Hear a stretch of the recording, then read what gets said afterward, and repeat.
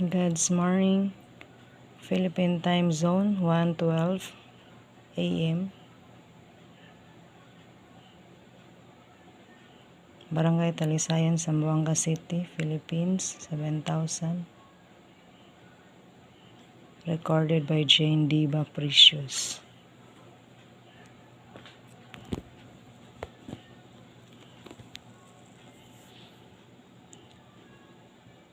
Written by Michael Doan, Ubiquitos Carcindo, Kuya Nonoy Art.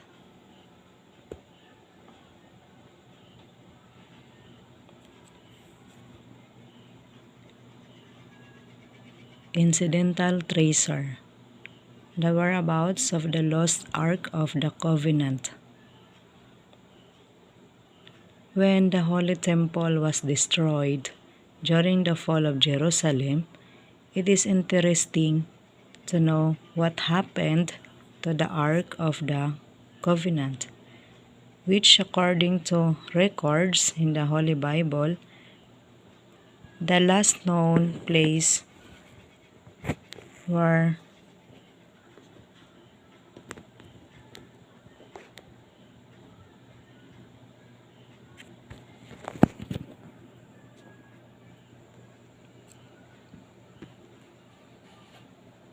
it was supposed to be was in the Holy Temple. The events which surrounded the appearance of the Lord's Covenant box, as well as the trail it traveled until it was gone, have not been fully pieced together from all available sources.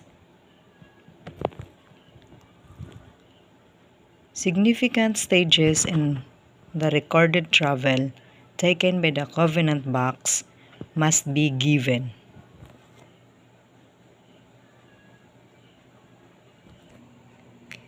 Emphasis in the correlation of events and circumstances, very material and pertinent to identifying and mapping particular places where it passed through until its alleged loss. In 1 Samuel chapter 4 verses 1 to 11, 22, God's covenant box was captured. Then in 1 Samuel chapter 5 verses 1 to 2, it says, after the Philistines captured the covenant box, they carried it from Ebenezer to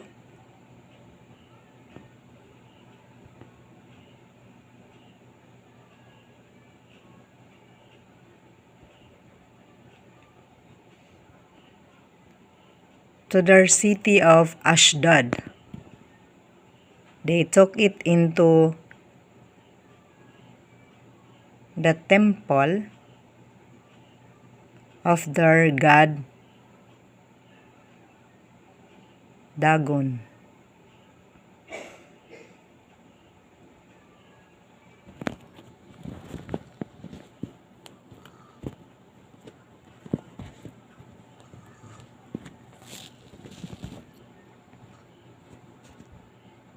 And set it up beside his statue.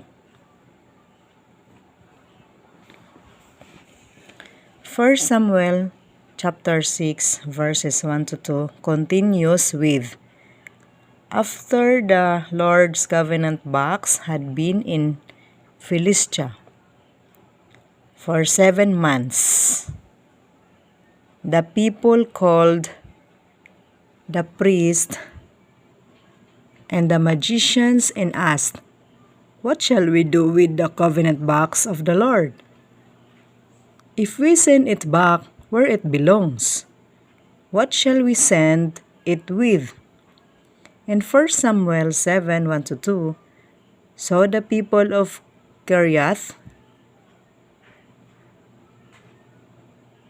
Jearim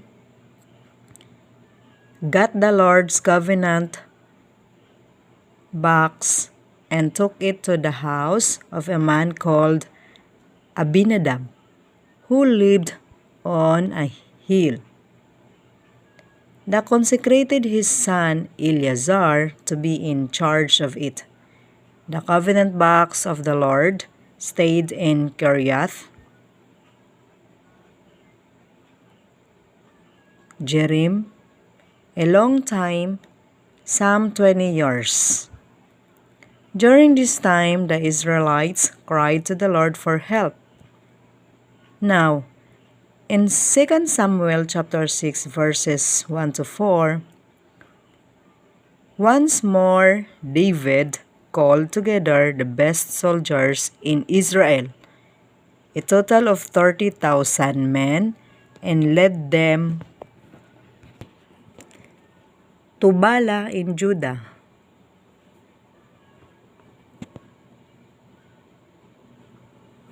In order to bring from their God's covenant box, bearing the name of the Lord Almighty, whose throne is above the winged creatures. They took it from Abinadab's house on the hill and placed it on a new cart. In verses 9 to 12, it continues with, Then David was afraid of the Lord and said, How can I take the covenant box with me now? So he decided not to take it with him to Jerusalem. Instead, he turned off the road and took it to the house of Obed-Edom, a native of the city of Gath. It stayed there 3 months. And the Lord blessed Obed-Edom and his family and all that he had. So he got the covenant box from Obed's house to take it to Jerusalem with a great celebration. They brought the box and put it in its place in the tent that David had set up for it. During the reign of Solomon, the covenant box already had a place to stay as recorded in 1 Kings chapter 6 verse 19.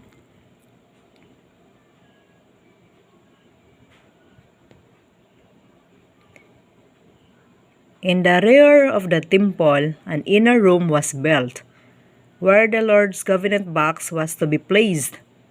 In chapter 8 verses 1 and 3, Then King Solomon summoned all the leaders of the tribes and clans of Israel to come to him in Jerusalem in order to take the Lord's covenant box from Zion, in David's city, to the temple. When all the leaders had gathered, the priest lifted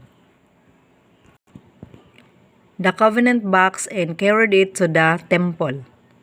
Verse 21 also says, I have also provided a place in the temple for the covenant box containing the stone tablets which the Lord made with our ancestors when he brought them out of Egypt, said Solomon. In 2 Kings chapter 25 verses 1 to 4 and then verses 8 to 10, it is written, Zedekiah rebelled against King Nebuchadnezzar of Babylonia, and so Nebuchadnezzar came with all his army and attacked Jerusalem on the 10th day of the 10th month of the 9th year of Zedekiah's reign. On the 7th day of the 5th month of the 19th year of King Nebuchadnezzar of Babylonia,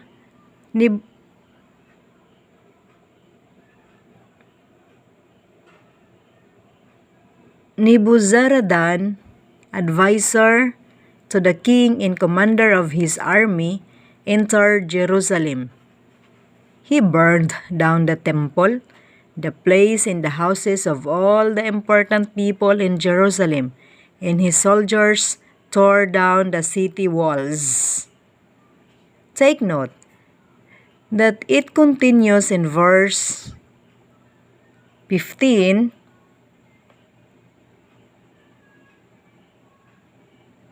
clearly stating, "They took away everything that was made of gold or silver, including the small bowls in the pans used for carrying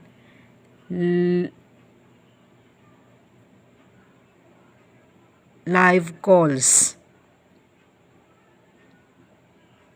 Also, the same incidents and circumstances about the fall of Jerusalem and the destruction of the Holy Temple are narrated and recorded in detail in the book of Jeremiah, chapter 52, verses 1 to 23, and particularly verses 19. They took away everything that was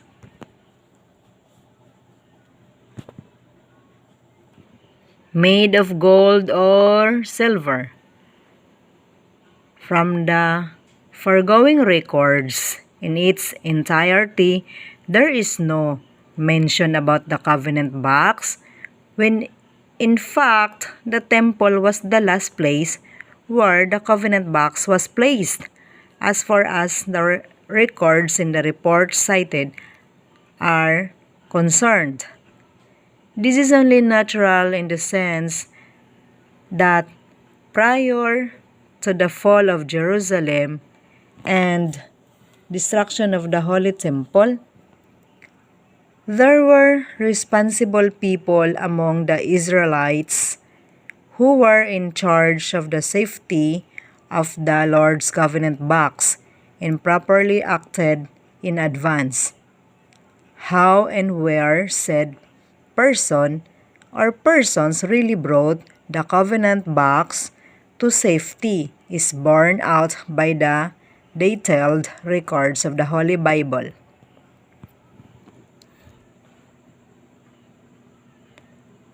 Before we deal with the particular sources from the records of the Holy Bible, mentioning the covenant box and its last recorded presence in the midst of men, please consider the recent historic discovery of the last remnants of the Ark of Noah and the Ararat mountains, exactly as recorded in the Holy Bible. Incidentally, it is worth mentioning that this tracer is concerned with the physical body and structure of the covenant box as distinguished from what is described in the book of Revelation, chapter 11, verse 19, and chapter 15, verse 5, wherein it say, "God's temple in heaven was opened, and the covenant box was seen there also. After this I saw the temple in heaven open, with the covenant tent in it." There is a need to point out remarkable observations concerning the attitude of some readers toward some books in the Holy Bible. The books which formed part of the Septuagint Greek text of the Old Testament. They say these books, known as the Deuterocanonicals or apocryphal books, are worthy only of at least private reading and not as basis for doctrine. But the fact remains that their importance as historical records cannot be denied. The Book of Esther proves its accuracy and important role in connection with the